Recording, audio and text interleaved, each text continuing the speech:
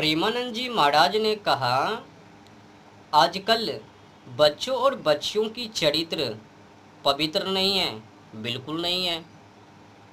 और कैसे होवे, क्यों कर होवे और किस आधार पर होवे? जब शिक्षा संस्कार बेहतर नहीं तो चरित्र बेहतर कैसे? मैं आप लोगों को जानकारी दे दूं, नया साल के दिन और अंतर्राष्ट्रीय निरोध दिवस 13 फरवरी के दिन और वैलेंटाइन डे 14 फरवरी के दिन, ये बताओ, ये जो दिन है 1 जनवरी, 13 फरवरी, 14 फरवरी, इस दिन सबसे अधिक क्या होता है? क्या पता है? बेविचार। नया साल के दिन भारतीय जानकारी के मुताबिक खबर सामने आया है कि 1 से अधिक कॉन्डोम पैकेज की बिक्री नया साल के दिन रिकॉर्ड तोड़। अधिक कॉन्डोम पैकेज की बिक्री। अब एक पैकेज में कितने होवे वो तो मेरे को पता नहीं है। अब जो भी होवे तो ऐसे ही अंदाज़ा लगा लेता हूँ। मान लो 3 करोड़, तो 3 करोड़ लोगों ने नया साल के दिन व्यभिचार किया। और उस व्यभिचार में केवल महिला लड़की नहीं, पुरुष और युवा भी शामिल है। ताली जब भी बजता है तो दोनों हाथ से, तो व्यभिचार में दोनों शामिल है। जितने की परसेंट महिलाओं की उतने ही परसेंट पुरुषों की, बस हिसाब किताब बराबर। तो समझने की विषय ये है, अब जो महिला भड़क रही है, बिगड़ रही है, और जो महिला ताबड़तोड़ इंटरव्यू दे रही है और लोगों को गलत सूचना दे रही है, उनसे निवेदन करता हूँ, जरा संभल के, कहीं भारतीय संस्कृति टूट ना जाए। और व्यभिचार को बढ़ावा देने से पहले, छोटी छोटी कपड़े को बढ़ावा देने से पहले समस्याओं को समझो। आप समाज में घूमती नहीं हो, जगह जगह पे जाओ, कॉलेज स्कूल के बगल में जाओ, देखो छुट्टी के समय, लंच के समय, जब पढ़ाई उस समय जाओ ना, देखो ना। अगर पार्किंग है, शॉपिंग है बगल में, कॉलेज के बगल में, तो देख लेना वहाँ पर लड़का लड़की दोनों किस तरह से हरकतें। और तो सुनो, अभी कंडोम की बात विषय है ना, तो नया साल के दिन जब कंडोम पैकेज की बिक्री तो रिकॉर्ड। अब जो महिला बोल रही है कि इक्का दुक्का महिला वो सब बेविचार, तो ये सब करोड़ों करोड़ कहाँ से आती है और कहाँ चले जाती है? मतलब ऊपर से सुंदर और नीचे से, बात बंद करो, कहने की कोई ज़रूरत नहीं है, नहीं तो उल्टी पड़ जावे। ऊपर से दिखावा मत करो, चरित्र से भी दिखावा करो ना। गुण कर्म स्वभाव को तो भी पवित्र करो ना। अपने देश में जो भाई बहन का पवित्र रिश्ता है, मर्यादा है, नियम है, क्या आज के समय में है? और जो युवा पीढ़ी, महिला पुरुष कंडोम का इस्तेमाल, क्या वो मर्यादा का, वो नियमों का पालन कर रहे हैं? विदेशी कंपनी को क्या जाता, उसने तो आकर प्रचार कर दिया कि पति पत्नी में कुछ भी करो, बॉयफ्रेंड गर्लफ्रेंड में कुछ भी करो, वो यो में होटल में जाकर कुछ भी करो, पर निरुद्ध का इस्तेमाल ज़रूर करो। और उन्हीं के अनुयायी प्रचारक डॉक्टर ये भी कहता है सही जीवन के लिए, बीमारी से बचने के लिए इस्तेमाल कर लो भाई। अरे भाई, बीमारी से बचने के लिए आखिर अपने वीर्य को क्षति ही क्यों पहुंचावे? कुल मिलाकर संबंध ही क्यों बनावे? उससे दूर क्यों नहीं? आत्मशक्ति को कमजोर क्यों? विदेशी कंपनी को तो पैसा कमाना है, तो पैसा कमाने के लिए कुछ भी प्रचार। तो क्या तुम भी कुछ भी प्रचार करोगे? विदेशी जो कंपनी है जिसने अपने देश में आकर धंधा खोला है कंडोम का, उन लोगों का मूल मकसद भारतीय संस्कृति को नष्ट करना और विदेशी संस्कृति को भारत में प्रचार करना, वर्चस्व बढ़ाना, और बढ़ा रहे हैं। और हम लोग आइसक्रीम वाले भैया के पास जाकर आइसक्रीम खा रहे हैं और वे लोग अपने देश में आकर ताबड़तोड़ अंधाधुंध प्रचार कर रहे हैं और भारतीय संस्कृति को दबा करके वो अपने संस्कृति को वर्चस्व बढ़ा रहे हैं। महिलाओं को क्या जाता, क्या बताओ? और तो सुनो, अब जो प्रेम दिवस के दिन 14 फरवरी वैलेंटाइन डे, उस दिन कुछ वर्षों पीछे पहले उसमें क्या करता था लड़का लड़की, महिला पुरुष फूल देता था एक दूसरे को, लो टू पैन, रोज डे,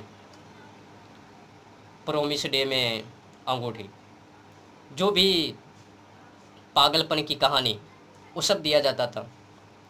अब क्या प्रेम दिवस के दिन मने 14 फरवरी वैलेंटाइन डे के दिन अब कंडोम देता है हाथों में।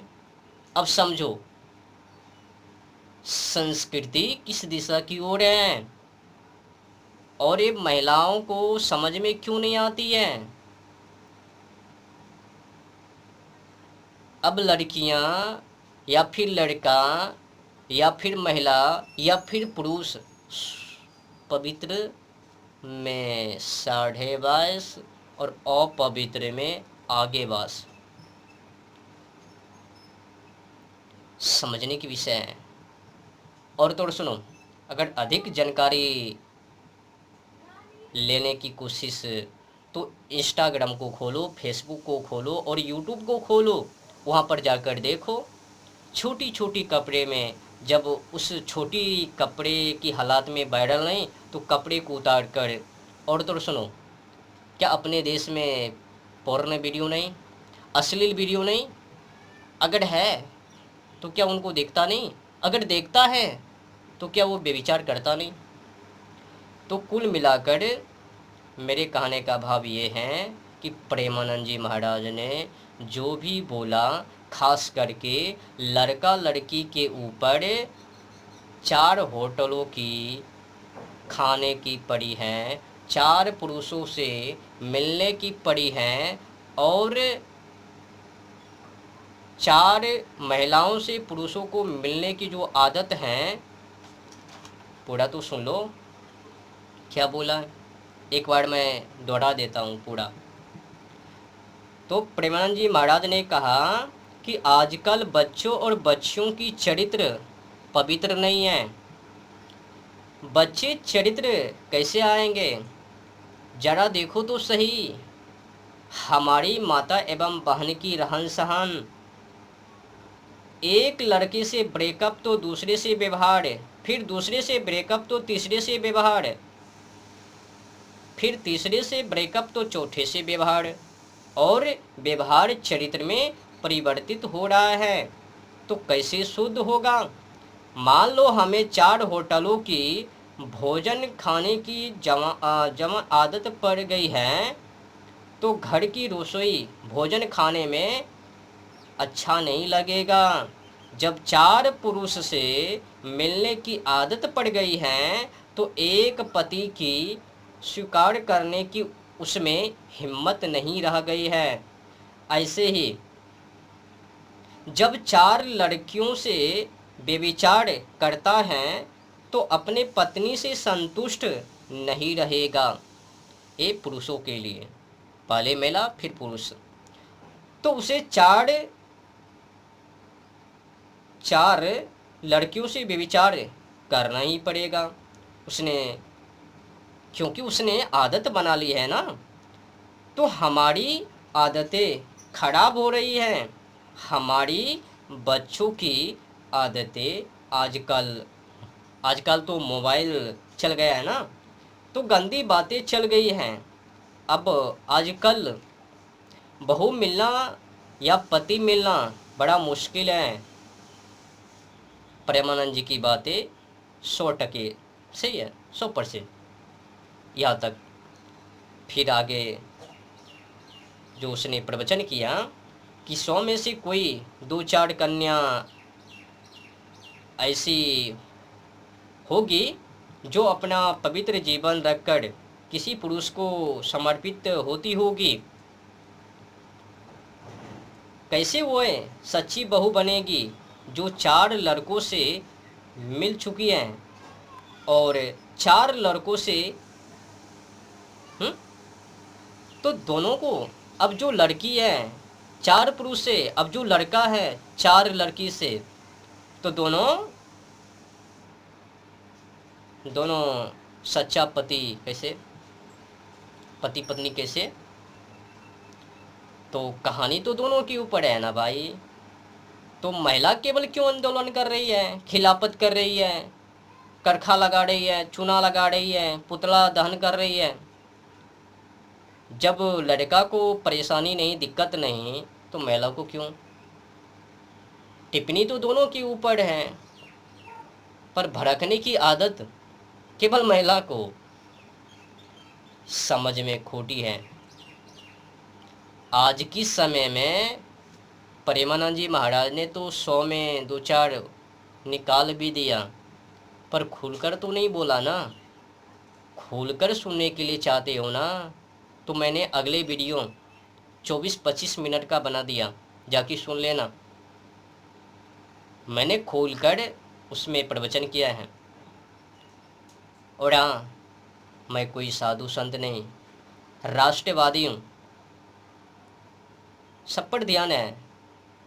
और जो महिला कह रही है कि साधु संतों को बोलने की कोई आज्ञा नहीं, अधिकार नहीं कि महिला के ऊपर पुरुष बोलवे, शोभा नहीं है साधु संतों के मुखबानी से ऐसे ऐसे प्रवचन। क्या उसमें अश्लील है? क्या सत्य को बताना, लोगों को जानकारी देना हानिकारक है? अगर तुम लोगों के हिसाब से प्रवचन ना करबे, अश्लील पर चर्चा ना करबे, तो अपने देश के अंदर और भूचाल आ जावे, रेप के मामले में और आसमान चूम लेवे।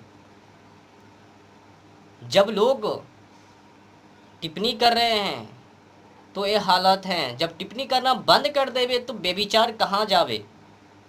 क्या आसमान को चूमवे या ना?